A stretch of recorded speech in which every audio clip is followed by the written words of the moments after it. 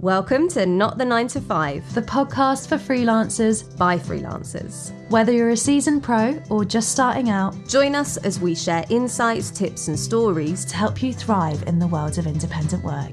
I'm Kat. And I'm Francesca. We are two freelancers exploring the highs, lows and everything in between. So grab your coffee, kick back, and let's dive into another episode of Not the 9 to 5. Katheryn Siggers. Francesca Marago. Hello. Hello. How are you? Oh, do you know what? Do you know what? Do you know what? Guess how long it took me to get here? Go on, tell me. 3 hours. 3 hours. This is why we to need get a studio. from Kent to London. To West London. West London, yeah, the yes. refined She's part. very refined, everyone. But there we go. We need a studio. That's it. I'm calling it. I know. I'm Guys, saying we need a sponsorship, studio. please. I know. Okay. I know. But anyway, enough about me and my moaning about my driving and stuff. Yeah. Who have we got? We've got someone so different with us here today. Yeah, We've got a realtor, Mike Gantman from Chicago. Ooh. I know. Let me just dive straight in. So Michael is a hotel investment broker with over 17 years experience working in investment real estate. Michael understands that life as an independent contractor can be unpredictable. He has built a career advising clients and colleagues on how to build their wealth. Well, there we go. Welcome, Mike. Thank you. Good to be here. So tell us a little bit about you and how you started in the kind of investment side of the business of freelancing. So I got started, I was working in bars actually in Chicago back when I was, 2021. And I just had an opportunity to start renting apartments and working for a landlord that just had a ton of just investment, apartment buildings that he had. And turned that into being a property manager, working underneath another individual that had plenty of apartments that he owned, his own management company, learning a lot from him and just really growing that into one thing into the next till going into my own investments, doing my own house flipping. So taking basically 3 flats or apartment buildings, turning them into single family homes or, other buildings into apartments, into now selling hotels. Wow. So, is that just build one after the other? I was going to say it's like Monopoly, isn't it? It is like, isn't it? It's like Monopoly. I guess so. Because that's what. Did you not play it then? Or no, of course I played it. Just on my own. Well, the next step needs to be to buy the hotels myself instead of just selling them. Yeah, that's true. Yeah. That's it. So when you say you're flipping places, explain to us what that means.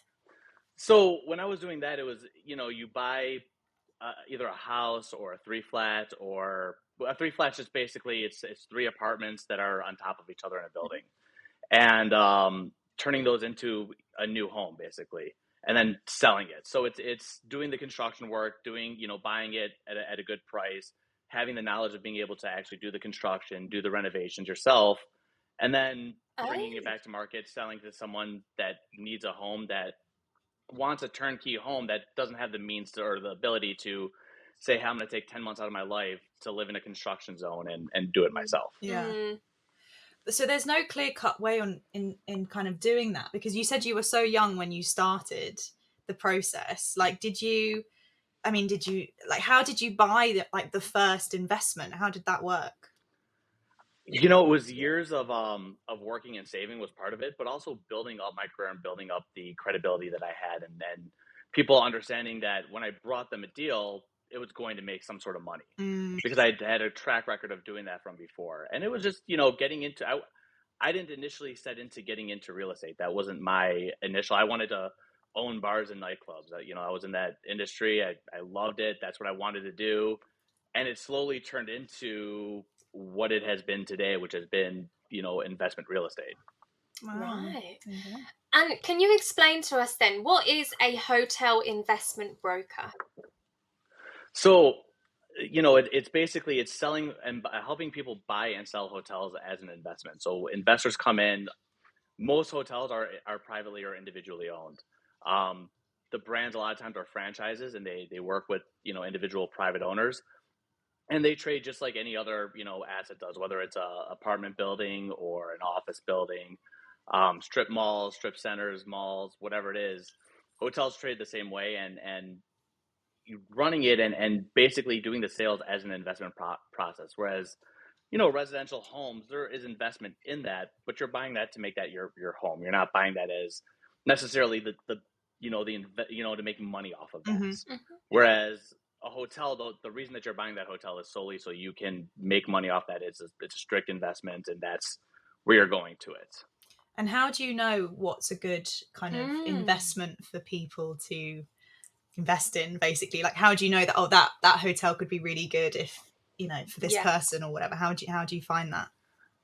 A lot of so there's plenty of different ways. A lot of it is understanding the underwriting, understanding the math behind it, how to really take out, and strip away the profit and loss statements and get down to what needs to be there, what other things are, what other strategies you can use to make more money off of it. And not to bore you with all the little details of it, but there's tons of different tax, things that the tax implications that you can make money off of. There's the different, ways that you can, set up salaries for yourself where you're making money in different ways, to grow your wealth instead of, just letting it sit in a bank account.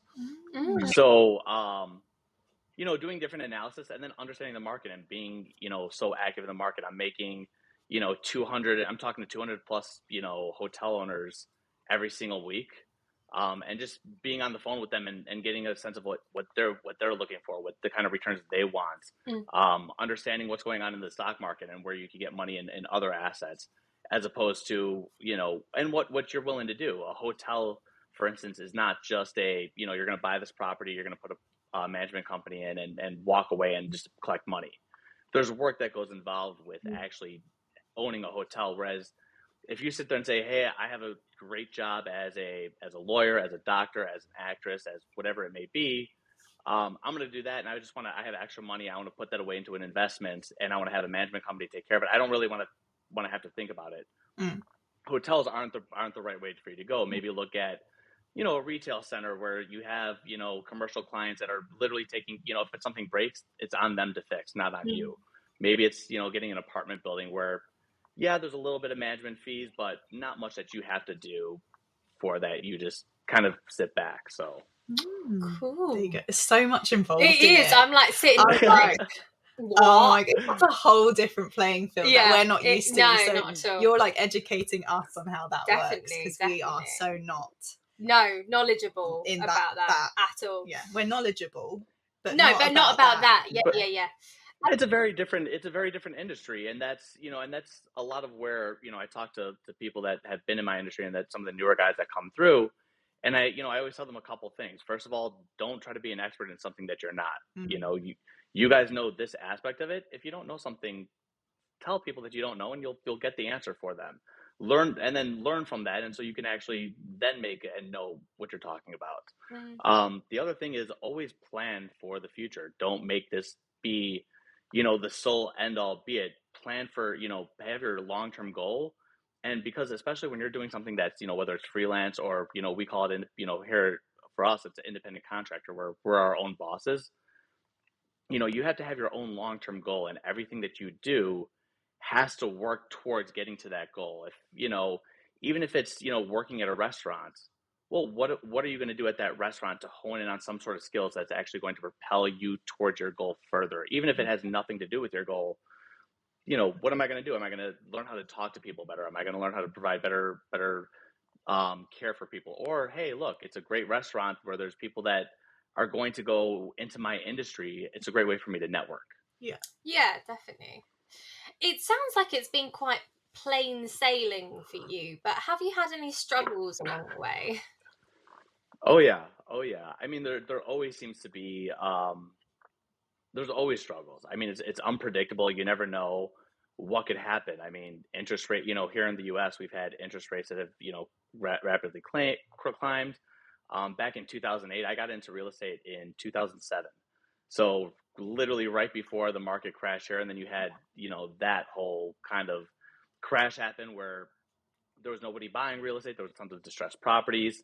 So there's always ups and downs. There's always hiccups. There's always, okay, I feel like I'm taking, I went from doing my own investments, to going back into brokerage and going back into that that step because in certain senses it's a little bit of a step back, but it's still progressing to where I needed it to go. So there's always been step backs. There's always been trials, and it's always just been for me, just remember what that goal is and just keep fighting for the goal. One of my best friends has told me that, she when I talk to her, she'll be like, your job seems like you're just like a gambler. And I said, pretty much, in a sense, I'm just gambling on myself, and that's just constantly what we do as freelancers, as independent contractors that are running our own business, our little entrepreneurs. Is we're just gambling on ourselves, and we're pretty good at it. Yeah.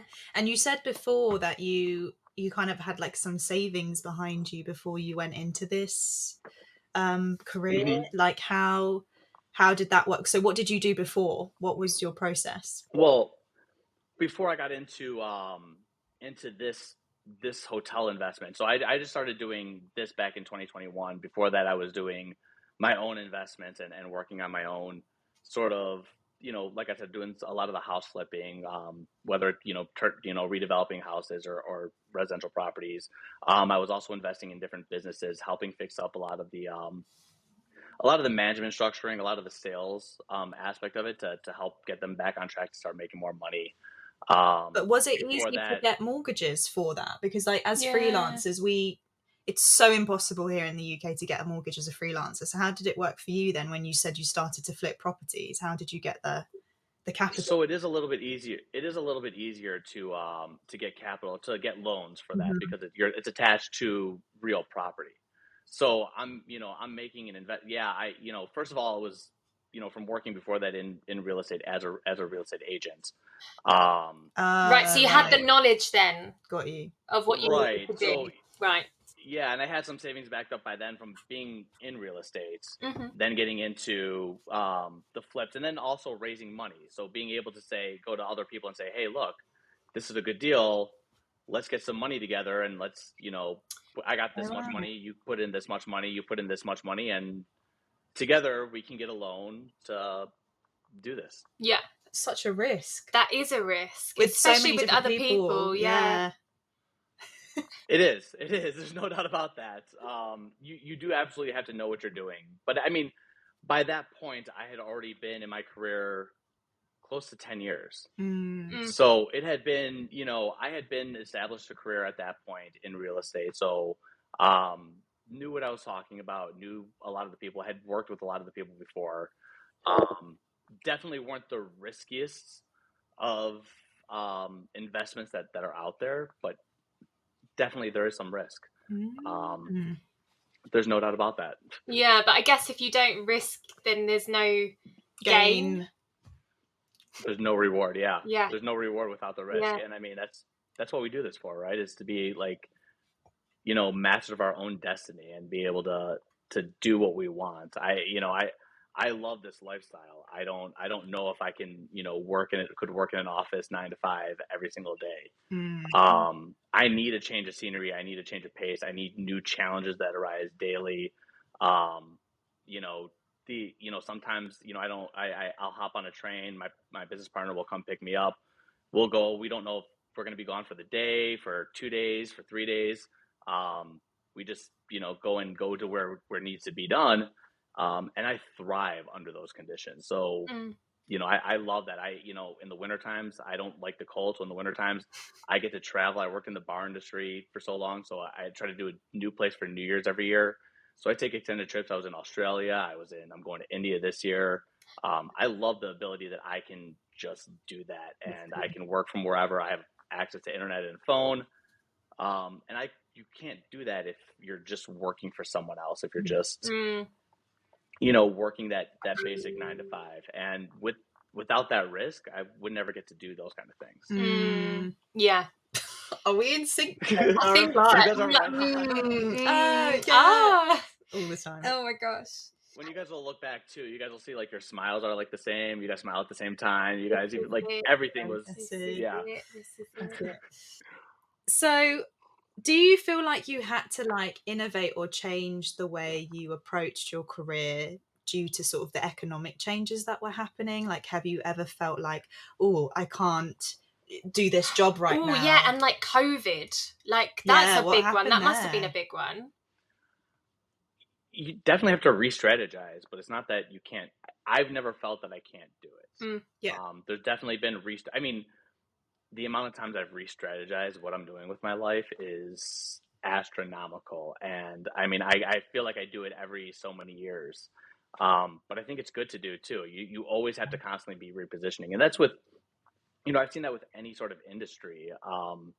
Even, looking at, just to go back to bars and restaurants, every 5 years you'll look, and a lot of bars and a lot of restaurants, they reinvent themselves. They do some sort of remodel. Every hotel, every 5 to 7 years, will do some sort of soft refresh, because that's, after so many years, it becomes stale. You need to have that new vibe, that new, yeah. And so, yeah, I feel, why not with ourselves too? That's so true. If we're not reevaluating ourselves, I mean, even if you're working a desk job, even if you're sitting there and your goal is to climb up that corporate ladder, every so many years, that corporate ladder and that environment, it changes, right? It never stays stagnant. So reevaluate, what are you doing, and where's your position? Is it still going in the right direction? Maybe the company has pivoted from, you're looking to climb this corporate ladder this way, they've pivoted this way. Make that pivot and change with them. Yeah, that's it. It's very good advice for sure. And tell us about, like, do you do investments, like I'm talking like the stock markets, or like you said earlier about like making your money work for you instead of it just sitting in the bank? Can you talk us through that a little bit more? Yeah, I mean, I definitely have, money in the stock market. I don't personally manage it all. That's not where my expertise lies. I like I said before, put the best team on the field, whether it's, yourself or someone that advises on that. And you have to pay them a little bit of money. It's worth that money if they're going to give you a better return than what you're going to be able to get. And the reality is if you're not working in that field 24/7, you're not going to be better than the guy that works in it 24/7. That's just how it is.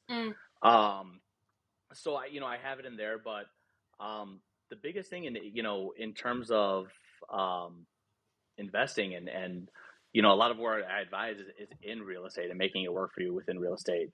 It is, looking and talking with people and being able to understand where they are, where their priorities are. Hey, do you want to go into do you want to be a full-time investor? Do you want to be, are you looking to make your company into a fund where you're having a bunch of other people and you're trying to do massive deals? Or are you trying to say, hey, I just want to run a couple motels, or, hey, I just want to have some property and I don't want to have all my money. Like, I have some stocks, I have my house. I want to grow my money elsewhere. There's tons of different tools, whether it's financial tools through banks, through different loan programs, to help build wealth that you can go through. At least here in the States, I'm not too sure in the UK, but in the States, there are different tools that you can use, and there's different, strategies that people with money have used to make more money. And it's something that a lot of people can use if they knew about it or they knew where to go for it. So it's trying to help people get to that point, because I want everyone to be, financially stable and financially comfortable, and just say, hey, look, yeah, I can work this job and I love what I do and I do this, but at the same time, if I get sick, if something happens, if I can't work because I have to go do XYZ, I can still survive. I can still take care of myself, my family. I can, still have that, that security.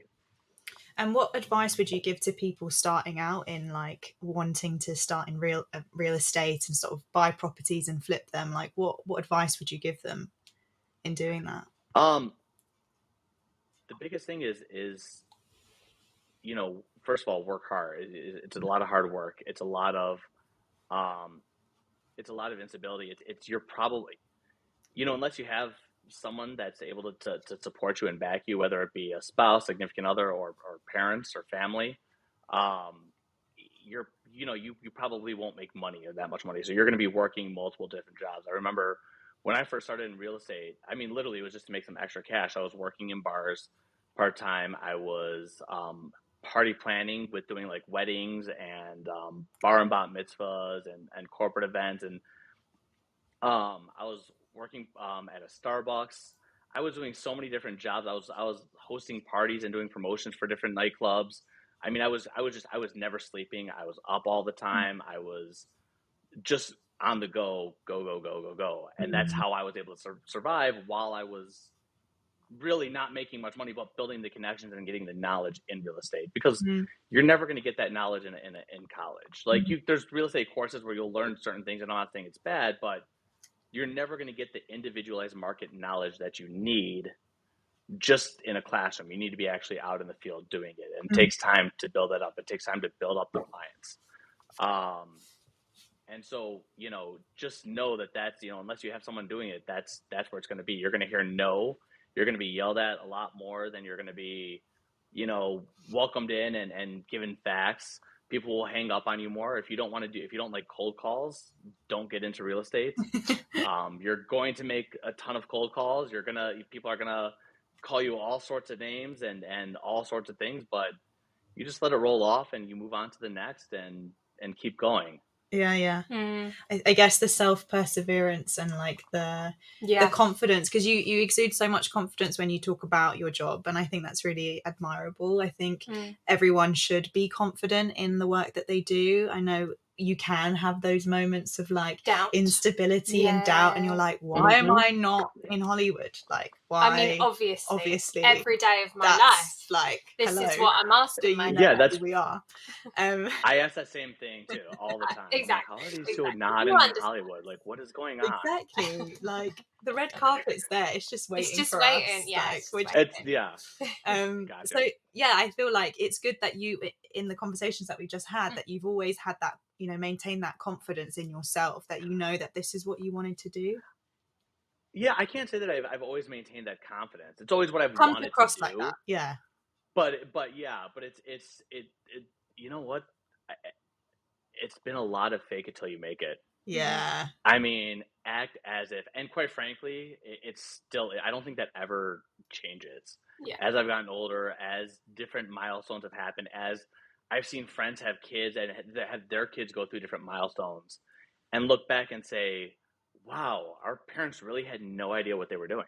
And, yeah, so it's all just fake it till you make it. Yeah. Constantly. Yeah.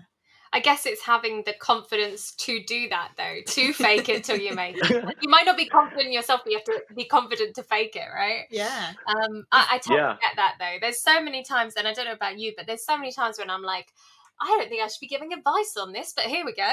Let's just do it. Let's just do it, That's how it is, yeah. But then I guess I'm the expert here. That's it. But then I think it goes back to that imposter syndrome that we speak about quite a lot. And I think you actually are sometimes more worthy of giving advice than you think you are. Like, you do know what you're talking about, but you feel like, what am I doing in this room with all these people talking about this particular thing? And it's like, sometimes just doing it, like doing the job rather than like getting a how-to guide on how to do it is the best way to learn. It. I was gonna ask you, like, there isn't really a how-to guide on how to be a contractor or a real estate agent or anything like that, right? Like, you just experience it when you're doing it.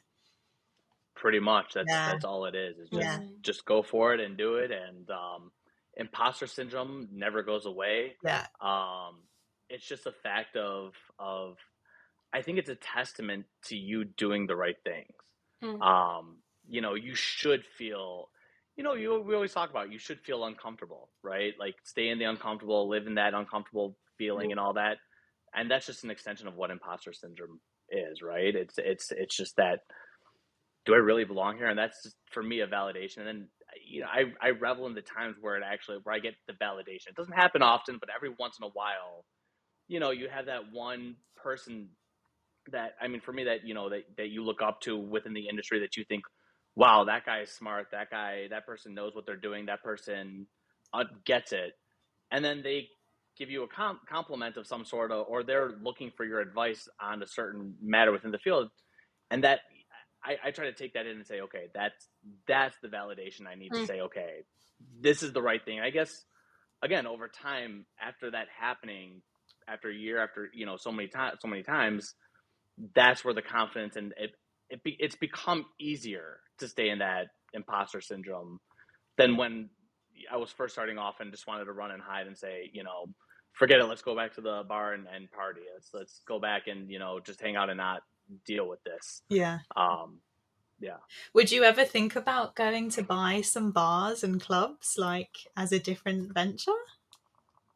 So long as I didn't have to do anything for them. I mean, yeah, there's definitely, I love to own hotels. I'd love to own condo buildings and all, and build them and design them, which I guess would include bars and nightclubs. But, whereas before I wanted to run them, I wanted to be in them, that owner, I have no desire to do that anymore. I to stay out till 4 o'clock in the morning, 5 o'clock in the morning on a regular basis. I don't need to do that anymore. No. That's true. It's crazy when you think back to those times. Like, I used to work some bar jobs where I was like working till like 4 or 5 o'clock in the morning, and I go, how did I ever do that? Like, seriously, I'm in bed by 10. I was going to say 8 for you. No, 10. Okay. 10. Okay. Yeah. Yeah, that's still early. And I'm like, how did I ever do that? Yeah. It's crazy. I know, but that's what youth does, That's isn't it? youth We've you. surpassed that, sadly. Unfortunately, crying over here. Not fully yet. We have not fully surpassed that. No. Every once in a while it's okay. Yeah, exactly. But I couldn't work. Day. No, I couldn't work a job every like day. I'm more sort of cocktail bars, that kind of refined. You're refined. This is it. Oh, there's definitely been some of the, because I still live by some of the bars that I would go to, when I was 21, and there's still, people that, there's still people that are in my office that are 21, 22 that are say, oh, let's go here, and I'm like, I'm absolutely okay, not, guys. I'm good. No. Have fun. Yeah. I'm gonna go home and exactly. see my dog. That's how we're gonna do this. Oh my god, I love it. I don't blame you. All right. Shall we go on to our little game? Yeah, so we ask all of our guests to do a Would You Rather game.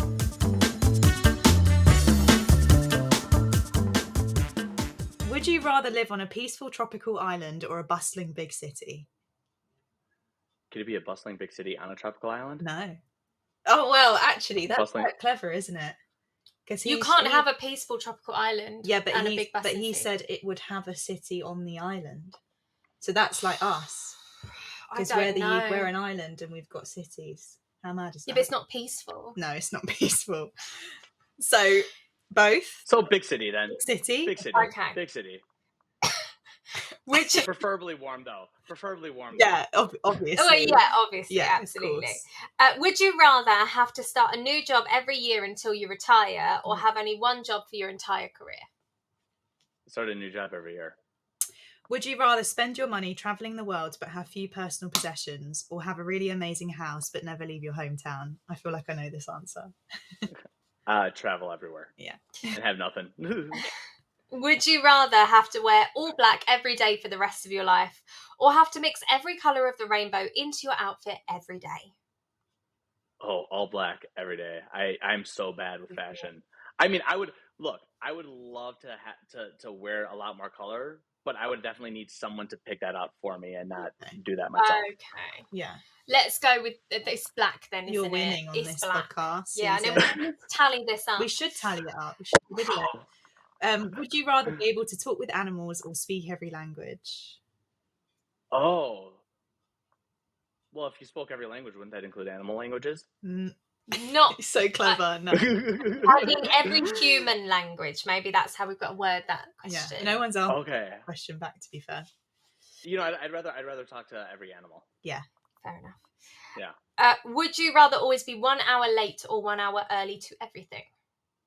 1 hour late. Really? Controversial. Interesting. No hesitation. Oh yeah. I mean, he does. No. I mean, late, but I'm always late to everything, and that it's just a way that I operate. I plan things back to back to back. I get I have ADD like crazy, so I talk to people all the time. So yeah, I'm late to everything. I've accepted it.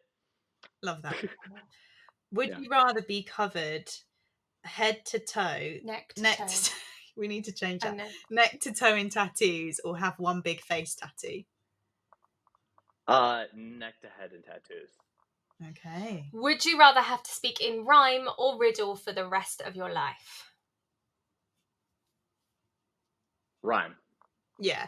It's more musical. It's more fun, you know? Yeah. Yeah. Riddles, everyone would just be confused. So confused. So confused. Yeah. Would you rather have more time or more money? More time. Yeah. And finally, More time. Yeah. would you rather be a freelancer or work in a 9 to 5? Absolutely freelancer. All the way. Absolutely. All All the way. Yeah. Could not see the 9 to 5. Brilliant. Yeah. Oh Absolutely my not. goodness. That's wicked. Thank you. That's the end of the Thank you, That's guys. it. That's it. Well, where can our listeners find you on socials? Forgot. So I'm on LinkedIn, guys. Just look up my name, Michael Gantman, and work for Marcus and Millichap. Go on, give me an ad, and I'll refollow you guys. Fantastic. Well, I'm sure you'll get lots and lots of follows because you've had some fantastic advice for everyone today. Wonderful. Thank you so much. Thank you. Thanks for listening to Not the 9 to 5 podcast. If you liked this episode, we would love for you to subscribe to our channel, where we release weekly podcasts every Monday. Comment below to let us know who you'd like to see next on our podcast. Give this video a thumbs up and maybe share it with a freelance friend or two. Until next week, everyone. Keep freelancing!